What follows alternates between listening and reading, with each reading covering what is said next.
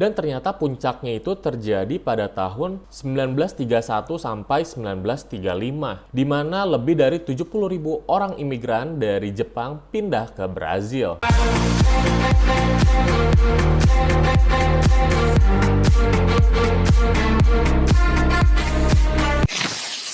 Oke, jadi ini merupakan video tentang kenapa banyak orang Jepang yang tinggal di Brazil. Kalau orang China itu pasti tiap negara itu kemungkinan besarnya ada gitu orang yang berimigrasi dari China ke luar negeri.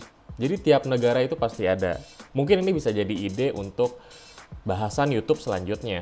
Tapi di sini ada yang unik nih, ada yang request, "Bang, bahas dong tentang kenapa banyak orang Jepang di Brazil." Kita bahas aja tentang kenapa banyak orang Jepang di Brazil di Better is Matter.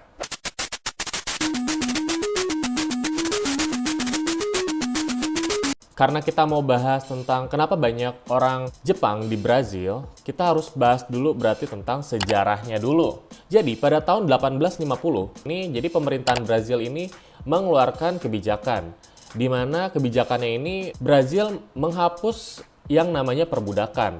Jadi di sana udah nggak ada perbudakan lagi. Sebagian besar budak ini adalah orang-orang berkulit gelap. Jadi otomatis pada saat itu Brazil sedang mengalami krisis tenaga kerja karena biasa menggunakan budak. Jadi budak-budaknya pada bebas dan nggak harus kerja lagi. Jadi otomatis pada saat itu krisis tenaga kerja. Nah, pada saat itu juga kebetulan nih, Brazil tuh lagi gempur-gempurnya, lagi bagus-bagusnya nih produk kopi. Nomor 1 kopi di dunia. Jadi otomatis Brazil ini perlu dong sektor perkebunannya itu kuat gitu, butuh tenaga kerja. Nah pada saat itu intinya sektor pertanian mereka itu lagi tinggi-tingginya, terutama kopi. Untuk memenuhi kebutuhan itu ya tentunya Brazil membutuhkan tenaga kerja. Ya kalau bisa sih yang murah. Awalnya nih pemerintahan Brazil ini justru berpikir kan, apakah mengambil orang Afrika lagi atau mungkin apakah mendatangkan orang Eropa yang mau disubsidi supaya penduduk mereka itu ya kulit putih semua gitu yang tinggal di Brazil itu. Dengan disubsidi dan dengan harapan mereka itu mau menetap di Brazil. Dan memang sempat pada saat itu juga ada juga nih imigran Italia pada tahun 1890 lah di Sao Paulo ya. Plan awalnya itu adalah menggunakan imigran-imigran dari Eropa, terutama dari Spanyol, orang-orang Portugis, orang-orang Itali, mereka mau tuh disubsidi dan tinggal di sana untuk berkebun. Tapi ternyata setelah menjalani beberapa tahun, imigran ini agak sedikit kecewa karena hidupnya nggak jauh lebih baik daripada hidup di tanah air. Justru malah lebih berat lagi, malah lebih buruk lagi. Dengan alasan pekerjaannya berat, terus upahnya juga ternyata tidak sepadan dengan capeknya yang dikeluarkan. Ya jadi intinya banyak imigran asal Eropa ini kecewa lah sama pemerintahan Brazil. Nyebabin ya banyak imigran yang akhirnya pulang lagi lah ke Eropa gitu. Jadi kayak warga Spanyol, Artinya apa Bang Winda?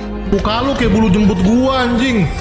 bahkan negara Italia juga pada saat itu karena ada beberapa yang berimigrasi ke Brazil sempat ngeluarin aturan di mana mereka nggak boleh keluar dari Italia gitu untuk berimigrasi untuk kerja di luar karena ya banyak imigran yang nggak sesuai ekspektasi lah, hidupnya nggak makmur seperti itu. Dan pada saat dulu juga kan Jepang ini kan masih berkembang lah ya, belum maju lah negaranya, jadi di situ banyak petani yang memang penghasilannya kurang gitu. Wah, di situ hokinya itu ya ketemu lah itu antara dua itu tuh, Jepang dan Brazil. Jepang butuh orang yang overpopulasi ini untuk hidup yang layak, Brazil butuh tenaga kerja. Pas nggak tuh? Ya jadi pada saat itu ya Jepang fokus buat industri-industri dan juga fokus untuk mensubsidi warga Jepang yang masih berada di dalam kemiskinan, terutama petani-petani itu ya disubsidi sama dia. Nah, jadi pada saat itu tuh Brazil itu ngeliat Jepang tuh kayak, wah ini bisa kesempatan nih, gue bisa dapet tenaga murah dan juga bagus lah, bisa bilang seperti itu. Ya jauh lebih efektif lah karena mereka rata-rata banyak yang bertani.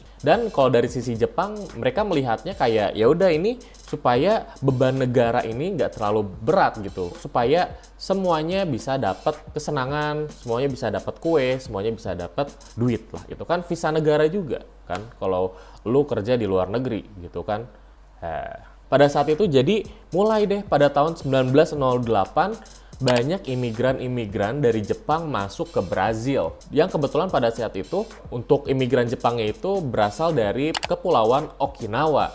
Dan ternyata puncaknya itu terjadi pada tahun 1931 sampai 1935, di mana lebih dari 70.000 orang imigran dari Jepang pindah ke Brazil. Kalau lihat dari sejarahnya, sebenarnya warga Jepang juga yang ada di Brazil ini ada sejarah kelamnya juga. Ya walaupun pada saat itu, Brazil itu kan pada tahun 1850 itu udah nggak ada perbudakan lagi kan.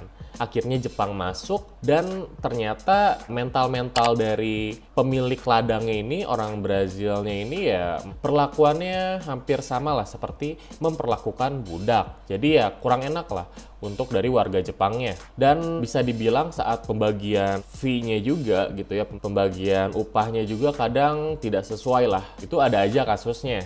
Dan upahnya juga bisa dibilang cukup kecil.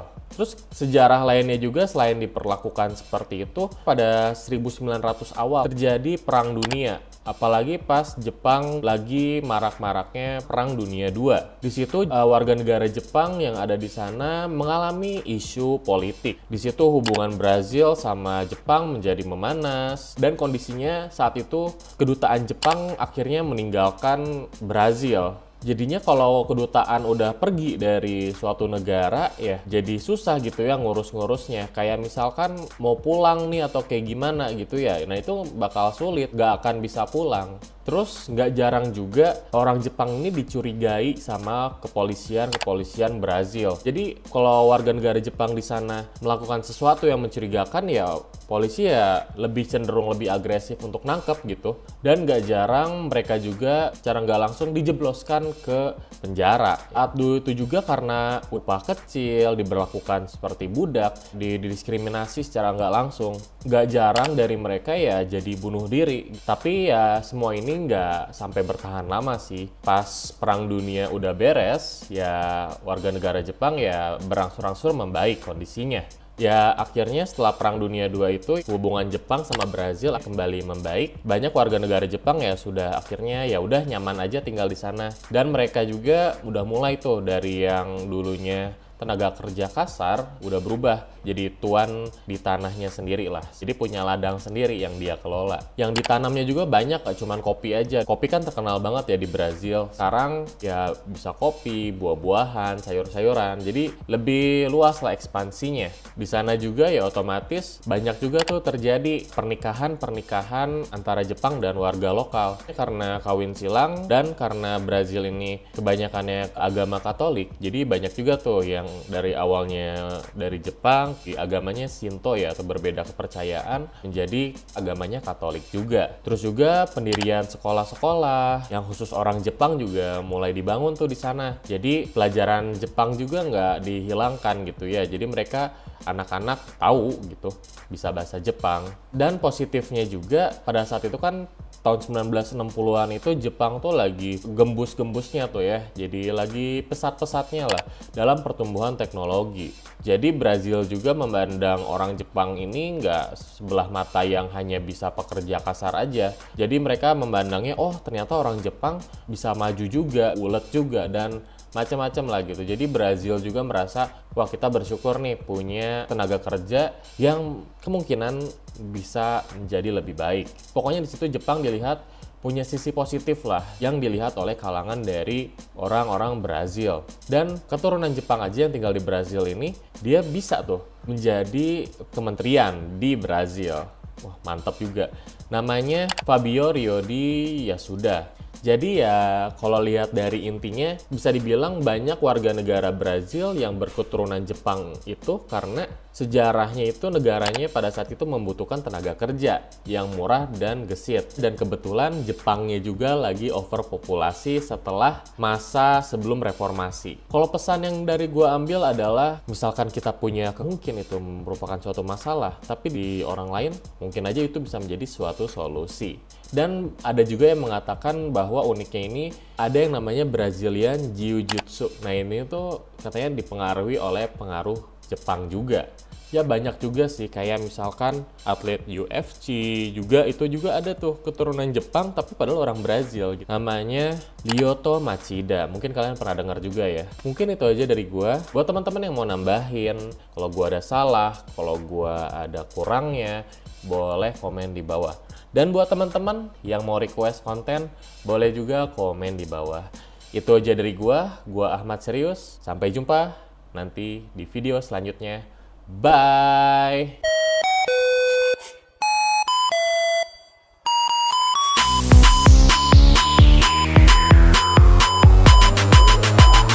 Let's take it to the next level.